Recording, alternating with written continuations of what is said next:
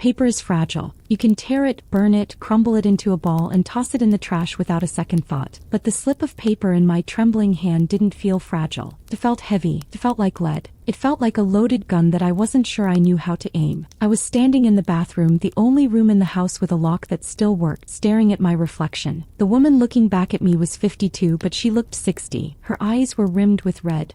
Her hair was pulled back in a messy bun that hadn't been retouched since morning, and her mouth was set in a thin, hard line. I looked down at the ticket again. 6 numbers. Just 6 stupid little numbers printed in black ink on thermal paper. 04, 12, 19, 27, 33, 45. I knew them by heart because I had played them every Tuesday for 7 years. They were birthdays, anniversaries, and the date my father passed away. Usually looking at them meant I was out $2. But tonight, looking at them meant I was worth $42 million.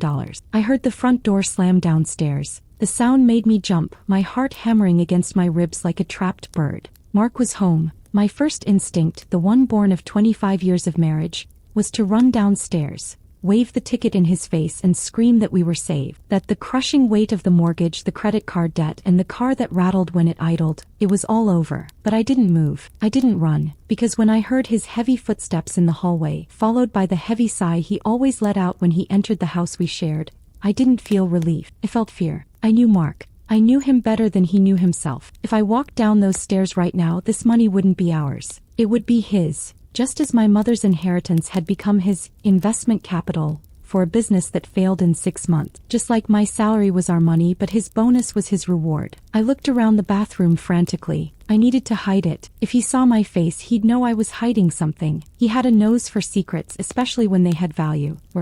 Under the sink? No, he looked there for cleaning supplies. My makeup bag?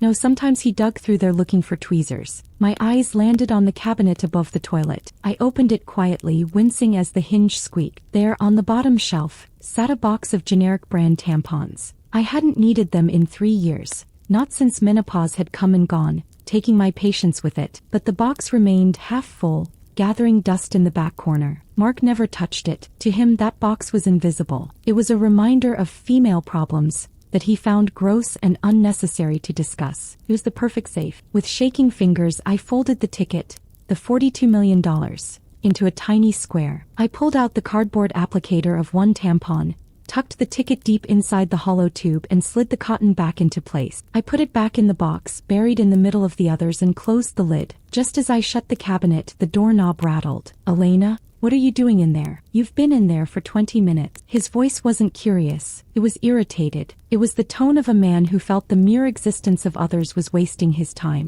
"Just washing my face, Mark," I called out. My voice sounded strange to my own ears.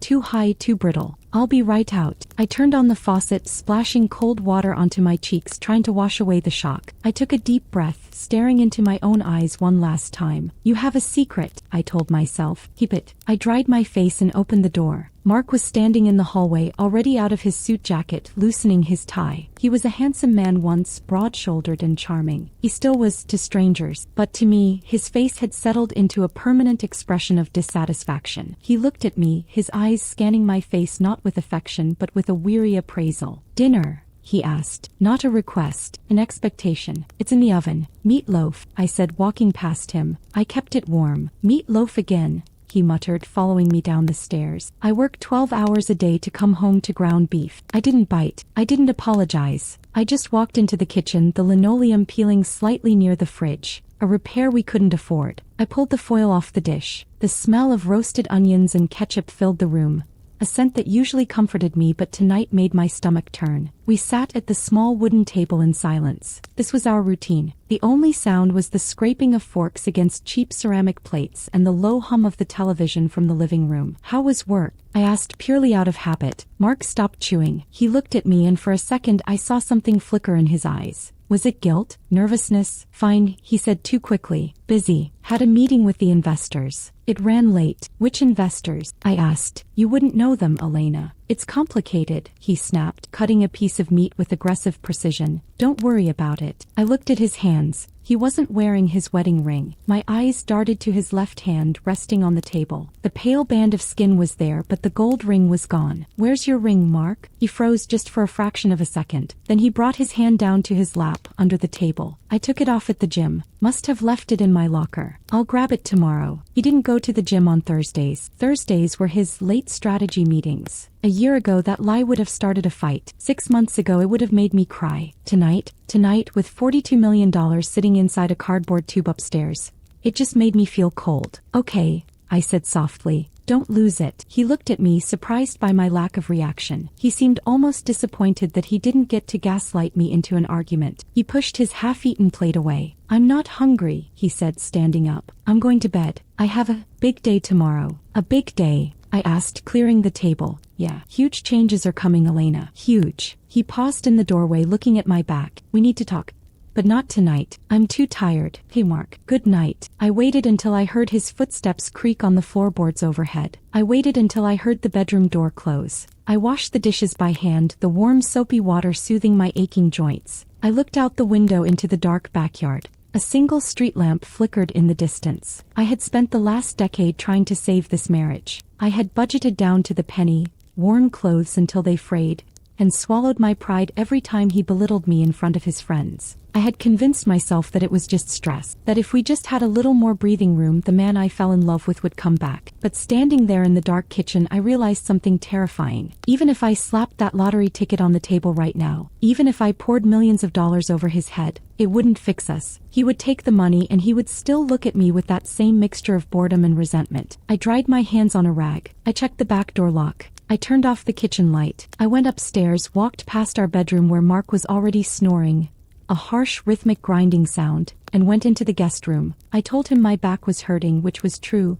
but mostly I couldn't bear to lie next to him. I didn't sleep. I lay in the dark, staring at the ceiling, my mind racing. I thought about the tampon box in the bathroom just 10 feet away. I thought about the missing ring on his finger. I thought about the big changes he mentioned. I didn't know it then, but the universe has a funny way of lining things up. I had time to figure out what to do with the money. I had weeks, maybe months, to plan. But as the sun began to creep through the blinds, turning the room a pale, dusty gray, I heard Mark moving around in the hallway. He was up early. Too early. I sat up, pulling my robe around me, and walked out into the hall. Mark was standing there, fully dressed in his best suit. He was holding a manila envelope. He looked clearer, sharper than he had in years. He looked like a man who had made a decision. You're up, he said. Good morning. No, how did you sleep? Mark, what's going on? I asked, tightening the belt of my robe. He took a step toward me, and for the first time in a long time he smiled. But it wasn't a nice smile. It was the smile of a man who is about to drop a bomb and walk away before the explosion hits. Come downstairs, Elena, he said, tapping the envelope against his palm. Make some coffee. We need to have that talk. The kitchen was cold. It was that early morning chill that settles into the bones of an old house, the kind that a radiator never quite manages to chase away. I moved through the motions of making coffee like a ghost haunting my own life. The ceramic clink of the mugs, the hiss of the gas burner, the bitter, earthy smell of the grounds. I poured 2 cups. I placed his on the table right in front of him, but no sugar. Just how he liked it. Mark didn't touch it. He didn't even look at it. His hands were folded on top of that manila envelope, his knuckles white, his manicured nails pressing into the paper. He looked at me, and for the first time I noticed his suit was brand new. It was a charcoal gray Italian cut, expensive. We didn't have money for Italian suits, or at least I didn't. Sit down, Elena, he said. His voice was steady, rehearsed. He had practiced this speech in the mirror. I knew the tone. It was his closer voice, the one he used when he was trying to sell a bad deal to a skeptical client. I sat. I wrapped my hands around my own mug, seeking warmth. I'm not going to drag this out, he started, his eyes fixed on a spot just above my left shoulder. I've filed the papers. They're in here. He tapped the envelope. The world went silent. The refrigerator hummed.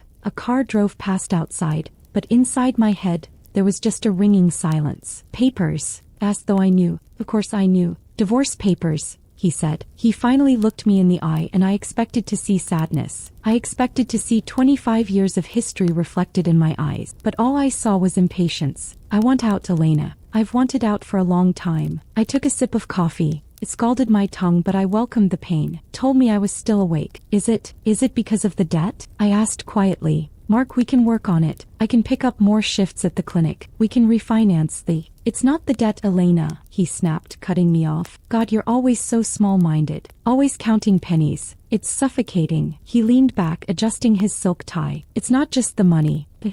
I've outgrown this. I've outgrown you. The words hung in the air like smoke. Outgrown. as if I were a pair of shoes that pinched his toes. There's someone else, isn't there? The question slipped out before I could stop it. Mark sighed, a long, exaggerated exhalation of breath. Her name is Veronica. His different. She has vision, Elena. She has ambition. Her family owns a development firm in the city. She understands the kind of lifestyle I'm meant to have. I stared at him. Veronica. The name sounded sharp, expensive. So, I said slowly, piecing it together. You're leaving me because I'm broke. And she's rich. I'm leaving you because we are incompatible, he corrected, though his eyes betrayed him. He was trading up. In his mind, he was swapping a rusted sedan for a luxury sports car. And frankly, Elena, I don't want to fight. I want this done, please, fast. He slid the envelope across the cheap laminate table, stopped right in front of my chest. I've had my lawyer draw these up to be as fair as possible, he said, his voice softening into a fake benevolence. I'm taking the debt, all of it, the credit cards, the loans. I blinked. That was nearly $80,000. You are, yes. In exchange, he continued, I keep the house. I looked around the kitchen, the peeling paint, the leaky faucet. You want the house? The market is turning, he said quickly. Too quickly. It's a liability, really. I'm doing you a favor. You can't afford the upkeep on your salary. Veronica knows a developer who might buy the land and tear it down. It's the only way to clear the mortgage. You can have the Camry. And your personal savings account. My personal savings account had $400 in it. He was offering to leave me homeless, with a 12-year-old car and enough money for maybe 2 weeks of groceries, while he walked away with his new rich girlfriend and the property. A typical reaction would be rage. I should have thrown the coffee in his face. I should have torn the papers to shreds. I should have screamed until the neighbors called the police. But then I remembered the bathroom upstairs. I remembered the squeak of the cabinet hinge. I remembered the generic tampon box sitting on the bottom shelf, collecting dust. I remembered the little roll of thermal paper tucked inside a cotton tube. $42 million. If I fought him, if I got a lawyer, if we went to court, everything would be scrutinized. Assets would be frozen. Financial disclosures would be required. If I cashed that ticket before the divorce was final, it would be considered marital property. He would get half, $21 million. I looked at Mark's smug, expectant face. I looked at the man who had forgotten my birthday 3 years in a row but bought himself a new set of golf clubs last month. I looked at the man who just called me small-minded. If I fought him, I'd have to share. If I signed, I was a single woman with 0 assets. A strange, cold calm washed over me. It started in my toes and worked its way up, steadying my hands and slowing my heart. It was the calm of a sniper waiting for the perfect shot. You want me to sign these now? I asked, my voice barely a whisper. Mark looked surprised. He had expected crying. He had expected begging. Well, yes, he said, pulling a pen from his inside pocket. A Mont Blanc, probably a gift from Veronica. If you sign now, I can file them this morning. We can expedite the process. No waiting periods if it's uncontested. You could be free in a few days. He meant he could be free. He wanted to marry her. He was in a rush to secure his bag. I reached out and took the pen. It felt heavy and expensive in my hand. And you're sure, Mark? You take the debt. You take the house. I walk away with nothing but the car and my personal items. It's the best deal you're going to get, Elena, he said, his voice hardening slightly. Don't push it. If we go to court, I'll argue that you contributed nothing to my business ventures. You'll end up with legal fees you can't pay. He was threatening me. He was trying to bully a woman he thought was defenseless. I opened the envelope. I flipped to the signature page. The legal jargon blurred before my eyes, but I saw the line marked respondent. I didn't look at him. I looked down at the paper. I am saving myself, I thought. I am buying my freedom. I pressed the pen to the paper. The ink flowed smoothly, black and permanent. I signed my name, Elena Vance. I dated it. I closed the folder and pushed it back to him. Mark blinked. He looked at the signature, then back at me, stunned. He seemed almost disappointed that he didn't get to crush me further. Done, I said. I stood up, tightening my robe. You can have the house, Mark. I'll pack my things. Right now, he stammered. Why wait? I asked. You're in a hurry, aren't you? I'll be out by noon. He stood up, clutching the envelope like it was a trophy. A slow grin spread across his face. He thought he had won. He thought he had pulled off the heist of the century,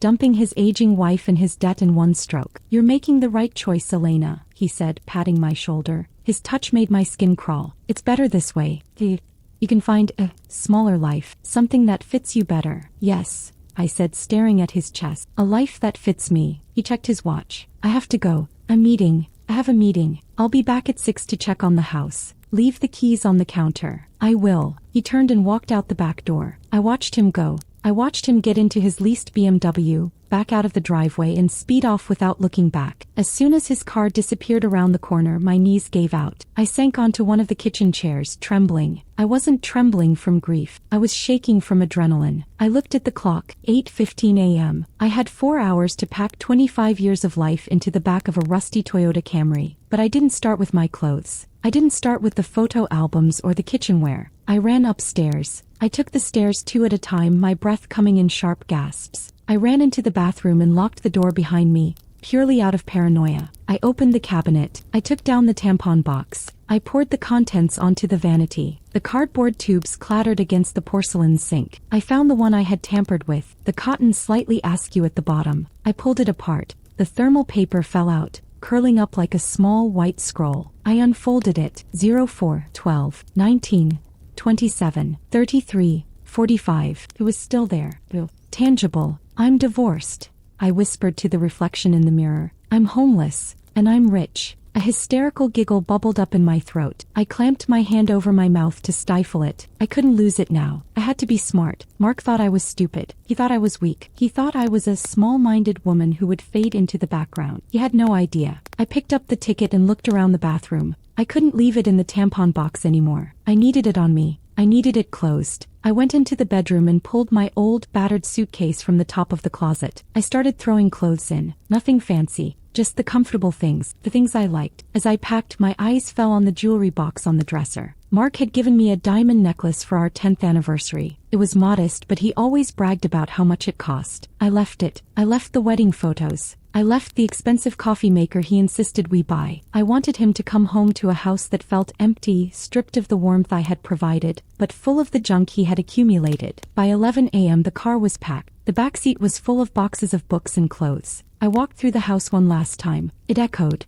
It smelled of dust and old memories. I stood in the living room where we had put up 25 Christmas trees, where we had argued about bills, where I had cried when we found out we couldn't have children. I felt a sharp, deep pang of sadness. This was my home. But then I thought of Veronica. I thought of her vision. I thought of Mark laughing at me with her, shaking his head about his pathetic ex-wife who just rolled over and signed the papers. I stiffened. I went to the kitchen counter. I placed the house keys on the formica. Next to the keys, I left a note. I debated what to write. Should I tell him? Should I leave a clue?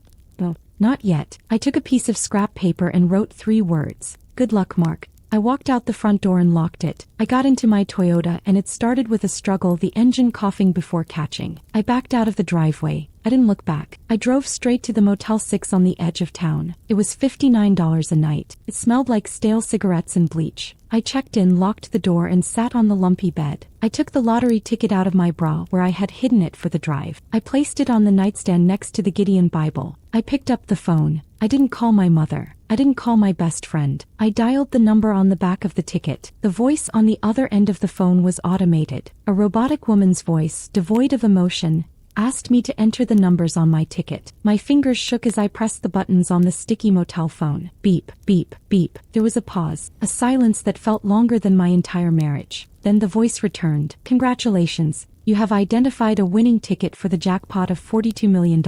Please stay on the line to speak with a representative. I hung up. I didn't need to speak to a representative. Not yet. I knew what I had. I sat back on the bed, the cheap polyester comforter scratching my legs. I looked at the ceiling where a water stain shaped like a jagged continent was spreading. I was rich, filthy, stinking rich, but I was also still married. In the state where we lived, lottery winnings were considered marital assets if the ticket was purchased during the marriage. Even though I had signed the papers, even though I had moved out until a judge stamped that decree, Mark was entitled to half. If I walked into the lottery commission today, Mark would get $21 million to spend on Veronica and her vision. I couldn't let that happen. So I did the hardest thing I've ever had to do. I waited. I stayed in that motel for 3 weeks. 3 weeks of eating cup noodles made with tap water. 3 weeks of listening to the couple in the next room argue. 3 weeks of watching daytime television and checking my bank account as it dwindled to double digits. Mark texted me twice. The first text came 3 days after I left. Garbage disposal is jammed. You broke it before you left, didn't you? Unbelievable. I didn't reply. The second text came 2 weeks later. Judge signed the decree this morning. It's done. I'll forward the official copy to your mother's address since you didn't leave a forwarding one. Don't contact me. I stared at that text for an hour. It's done. He had rushed it. He had pushed his lawyer to expedite everything so he could marry Veronica before the summer. He had been so eager to get rid of me, so anxious to secure the house and his freedom, that he hadn't bothered to check if his liability wife had any assets worth hiding. He thought he was discarding trash. I put the phone down. I went into the small bathroom, looked in the mirror, and washed my hair with the tiny bottle of motel shampoo. I put on my one good dress, a navy blue sheath I usually wore to funerals. It was time. I drove into the city to the financial district. The buildings here were tall, made of glass and steel that reflected the clouds. I parked my rusted Camry between a Porsche and a Mercedes. I walked into the lobby of Sterling and Holloway, the state's most expensive law firm. The receptionist, a young woman with perfect skin, looked at my scuffed heels and my tired eyes with polite dismissal. "Can I help you, ma'am?" she asked, her hand hovering over the security button. "Deliveries are in the back." "I'm not a delivery," I said, clutching my purse. "I need to see a senior partner. Mr. Sterling, if he's available." She gave a small, pitying smile. "Mr. Sterling charges $1,200 an hour, and his schedule is full for the next month. Perhaps legal aid down the street would be more." I reached into my purse. I didn't pull out the ticket. I wasn't stupid. I pulled out a photocopy of it, along with the printout from the lottery website showing the winning numbers. I slid the papers onto the marble desk. "Tell him I have 42 million reasons why he should clear his schedule." Her eyes widened. She looked at the paper, then at me, then back at the paper. The polite dismissal vanished, replaced by a sudden, electric attentiveness. "One moment, Miss Vance," I said. "Just Ms. Vance." 10 minutes later, I was sitting in a corner office with a view of the entire city. Mr. Sterling was an older man, silver-haired, with eyes like a hawk. He didn't look at my shoes. He looked at the ticket. "You haven't claimed this yet?" he asked, his voice low and serious. "No," I said. "I was waiting for my divorce to be finalized." I slid the divorce decree across the mahogany desk. It was the copy I had picked up from the courthouse that morning. The stamp was dated yesterday. Mr. Sterling picked up the decree. He read it carefully, his eyes scanning the asset division section where Mark had explicitly claimed all marital debts and real estate property, and granted me sole ownership of any personal items and accounts currently in her possession. Mr. Sterling looked up and a slow, terrifying grin spread across his face. It was the grin of a shark sensing blood in the water. "He signed this?" Sterling asked. "He knowingly signed away rights to any future discoveries of assets to expedite the process?" "He was in a hurry," I said. "Ms. Vance," Sterling said, leaning back in his leather chair, "this is a masterpiece. You're legally a single woman. This ticket was in your personal possession at the time of signing. It is yours, 100% of it." "Good," I said. "Now how do we claim it without him knowing? At least, for a little while." "We create a blind trust," Sterling explained. "The trust claims the money. Your name doesn't appear on the public winners list. The check goes to the entity, not you. It protects your privacy." "Do it," I said. The next 48 hours were a blur of paperwork. I signed documents until my hand cramped. I opened bank accounts that required passwords, fingerprints, and retinal scans. When the money hit the account, after taxes, a lump sum of $26 million, I was sitting in Mr. Sterling's office again. He handed me a cashier's check for $10,000, just walking around money, while the rest was invested. "What will you do first?" he asked. I looked out the window. I could see the suburbs from here. I could almost see the roof of the house I used to live in. The house Mark was currently remodeling for Veronica. "I'm going to buy a new dress," I said, "and then I'm going to go grocery shopping." I didn't buy a mansion. Not yet. I didn't buy a yacht. I rented a beautiful modern condo in the city, overlooking the park. I bought furniture that didn't smell like smoke. I purchased a bed with sheets that felt like silk. And I watched. I didn't have to wait long for the karma to start. It started small, as these things do. 2 months after the divorce, I was sitting in a cafe, scrolling through social media on my new phone. I still followed Mark's sister, Linda. She didn't know we had divorced yet. Mark wasn't big on sharing bad news. She had posted a photo from a family barbecue.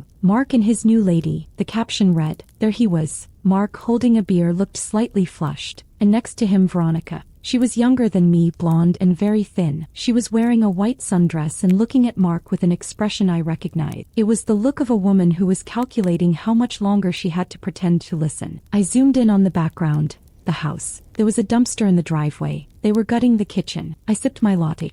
Go ahead, Mark, I thought. Spend money you don't have. I knew his finances. I knew he had taken on the $80,000 of debt to keep the house. I knew his business was barely breaking even. He was counting on Veronica's family to bail him out, or on selling the land for a profit. But the market was cooling, and interest rates were rising. I decided it was time to poke the bear just a little. I went to the local grocery store back in our old neighborhood, the one I knew he shopped at on Sunday mornings. I wasn't wearing my old sweatpants. I was wearing a cashmere coat, tailored trousers, and the diamond earrings I had bought myself the day the check cleared. My hair was cut into a sharp, stylish bob. I looked 10 years younger. I looked expensive. I pushed my cart down the aisle, knowing exactly where he would be. The meat section, looking for steaks to impress Veronica. I rounded the corner and there he was. He looked tired. His Italian suit energy had faded. He was wearing jeans and a tight-fitting t-shirt. He was staring at the price of ribeyes with a frown. "Hello, Mark," I said. He jumped. He spun around, his eyes widening as they landed on me. He didn't recognize me for a second. He saw the coat, the hair, the posture. Then realization dawned. "Elena,"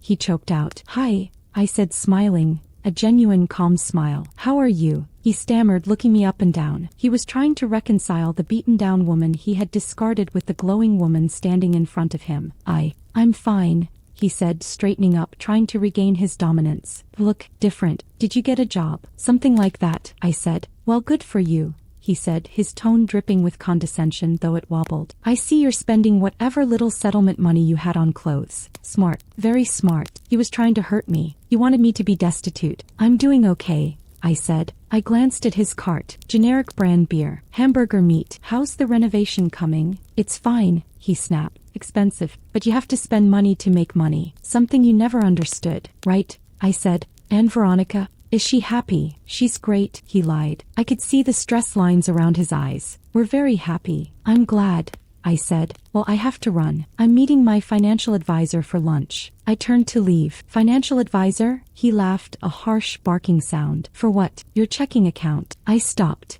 I turned back to him slowly. The aisle was empty except for us. The hum of the freezer units filled the silence. "Actually," I said, lowering my voice just enough to make him lean in, "we're discussing my portfolio. It's been performing very well since the acquisition." "What acquisition?" he asked, squinting. I didn't answer. I just smiled again, a secret, dangerous smile. "Goodbye, Mark." I walked away. I felt his eyes boring into my back. I knew he was confused. I knew he was unsettled, but he didn't know the truth yet. The truth came out 3 days later, and it didn't come from me. It came from the local newspaper. I had authorized the Lottery Commission to release a statement about the winning tickets sold at the Gas and Go on 4th Street. The winner was an anonymous trust represented by Sterling and Halloway. But small towns talk. And the clerk at the Gas and Go remembered who bought tickets every Tuesday. He remembered the lovely lady with the messy bun who always played the exact dates. A reporter did some digging. They found out the trust was formed 2 days after my divorce was finalized. I was sitting on my balcony drinking iced tea when my phone rang. It was Mark. I let it ring. It rang again and again. Then the text started coming. "Pick up the phone. Elena, is it true? Tell me it's not true." I watched the notifications pop up on my screen like little bubbles of panic. Then a voicemail. I pressed play, putting it on speaker so I could hear it over the wind in the trees. "Elena, it's Mark. Look, I saw the paper." Look, we need to talk. There's obviously been a mistake. A legal mistake. You can't hide that kind of money from your husband. That's fraud, Elena. That's fraud. I'm calling my lawyer. You better answer me or I swear to God I'll." The message cut off. He must have been screaming so loud that he hit the hang up button. I took a sip of my tea. Fraud? Strategy? Yes. I had followed the law to the letter. He was the one who rushed the papers. He was the one who refused to look at the details. But the storm wasn't over. In fact, the real storm was beginning. Because Mark wasn't just going to call a lawyer. He was going to come for me. And I was ready. The confrontation didn't happen in a courtroom. It happened on my front doorstep. I had moved into a secure building, the kind with a doorman named Henry who wore a peaked cap and knew everyone by name. But Mark was desperate, and desperate men find ways around doorkeepers. It was a rainy Tuesday evening. I was listening to jazz, reading a book I had always wanted to read but never had the time for, something about the history of art in Florence. The buzzer rang. I checked the video monitor. It wasn't the lobby. It was the camera right outside my apartment door. Mark was standing there. He was soaked. His hair was plastered to his forehead, and his eyes were wild. He was pounding on the door, not with a fist, but with his palms, a frantic slapping sound. "Elena, open up. I know you're in there. I could have called the police. I should have. But part of me, the part that had been silenced for 25 years. Wanted to see this. I wanted to know the man who had dismissed me as small-minded, standing in the hallway of my luxury condo begging. I walked to the door. I didn't open it. I spoke through the intercom. Go away, Mark. Open the door, Elena. We need to talk. You stole from me. I stole nothing, I said calmly. I played the lottery. I won. You divorced me. You signed the papers. You wanted clean and fast. Remember? We were married when you bought the ticket, he screamed. His voice cracked. That makes it marital property. Half of that is mine. You defrauded me. Read the decree, Mark, I said. You explicitly waived your right to future asset discovery in exchange for the house. You wanted the house. You got the house. There was a silence on the other side of the door. A heavy, breathing silence. Veronica left me, he said. His voice was suddenly quiet, broken. I paused. I hadn't expected that to happen so fast. She saw the news, he continued, talking to the wood of the door. She saw that I walked away from $20 million. He called me an idiot. She packed her bags this morning. She said she couldn't be with a man who makes catastrophic financial errors. I felt a twinge of pity, just a twinge. But then I remembered the tampon box. I remembered hiding my future in a place he wouldn't look because he found my womanhood gross. I'm sorry to hear that, Mark, I said, but that's not my problem. Elena, please, he sobbed. He was actually crying now. I'm in over my head. The renovation. The contractors walked off the job because I couldn't pay the last installment. The bank is threatening foreclosure. I have nothing. I gave up everything for a fresh start and now I have nothing. You have the house, I reminded him. The house is a shell. It's gutted. It's worthless like this. He banged on the door again harder. You have to help me. We were married for 25 years. Doesn't that mean anything? It meant everything to me, I whispered, though I don't think he heard. It meant enough that I tried to save us. But you didn't want to be saved. You wanted to be rich. Just give me a share, he yelled, his anger returning. Give me 5 million, 1 million, just enough to fix the house. You owe me that. I owe you nothing, I said, my voice hardening. Henry is on his way up with security, Mark. You should leave. You bitch, he screamed. You selfish, manipulative bitch. I made you. You were nothing without me. I backed away from the door as I heard the elevator ding. I heard Henry's stern voice, then the scuffle of heavy footsteps. I heard Mark shouting obscenities as he was dragged away. Then silence. I stood in my beautiful, quiet hallway, shaking. Not from fear, from release. The next few months were a legal battleground. Mark found a lawyer, a shady one who worked on contingency, and sued me. He claimed fraudulent concealment. He claimed I had acted in bad faith. My lawyer, Mr. Sterling, was brilliant. In the deposition, Mark had to admit under oath that he had pushed for an expedited divorce. He had to admit he had drafted the agreement that waived his rights. He had to admit he never asked me about assets because he assumed I had none. The judge was a stern woman with glasses perched on the end of her nose. She listened to Mark's lawyer whine about fairness and marital equity. Then she looked at Mark. Mr. Vance, she said, you filed for divorce. You dictated the terms. You rushed the proceedings to be with another woman. You gambled that your wife had nothing of value and you lost that gamble. The law does not protect you from your own arrogance. Case dismissed. Mark was ordered to pay my legal fees. He couldn't, of course. He declared bankruptcy 3 weeks later. The house, our home of 25 years, was foreclosed on. The bank sold it to a developer who bulldozed it to the ground. I drove by the empty lot a few months later. It was just dirt and weeds. It was sad, but it was also clean, a blank slate. I drove past the empty lot one last time before heading back to the city. The sun was setting, casting long shadows across the dirt where my kitchen used to be, where I had hidden a fortune in a cardboard box. I don't visit the old neighborhood much anymore. My life is different now. I travel. I've seen the art in Florence. I've walked the beaches of Thailand. I've started a foundation that helps women get back on their feet after financial abuse. I didn't remarry. I didn't need to. I liked my own company. I enjoyed making my own coffee, spending my own money, and sleeping in the middle of the bed. People ask me if I feel guilty. They ask if it was cruel to let him sign those papers knowing what I knew. They say, he was your husband. Didn't he deserve the truth? And I think about that. I think about the man who stopped wearing his ring. I think about the man who called me small-minded. I think about the man who looked at me with boredom in his eyes while I tried to save our lives together. And then I think about the woman in the mirror that night. The woman with the red eyes and the messy bun was terrified of her own husband. I didn't steal his future. I just secured my own. He wanted a divorce. He wanted a clean break. He got exactly what he asked for. Sometimes the universe hands you a winning ticket, but you have to be brave enough to hold on to it. You have to be brave enough to realize that you are worth more than the way someone else treats you. So let me ask you this. If you were standing in that bathroom holding holding the ticket that could change everything, and you heard the front door slam, would you have shared it with the person who broke your heart, or would you have hidden it in the one place you knew they would never look? Tell me, I really want to know.